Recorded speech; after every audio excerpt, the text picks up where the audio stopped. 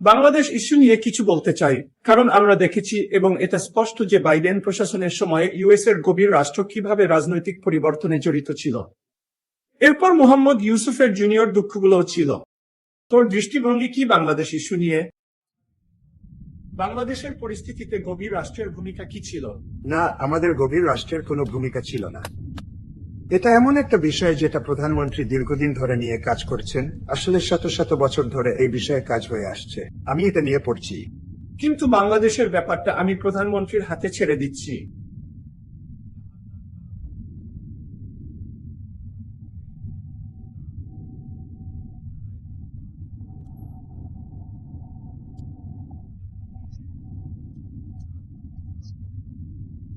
শান্তির উদ্যোগ নিয়ে প্রেসিডেন্ট পুতিনের সাথে কথা বলেছি।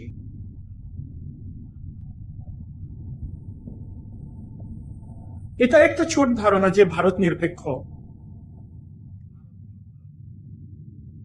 ভারত নিরপেক্ষ নয়।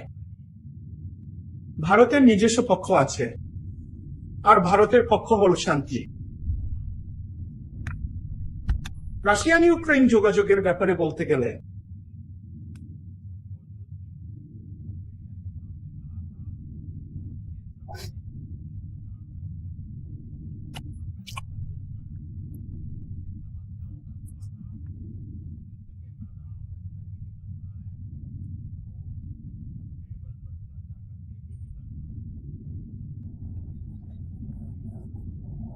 আমি খুব খুশি যে প্রেসিডেন্ট ট্রাম্প শান্তি ফেরানোর উদ্যোগ নিয়েছেন এবং প্রেসিডেন্ট পুতিন আর প্রেসিডেন্ট জেলেনস্কিকে টেলিফোন করেছেন।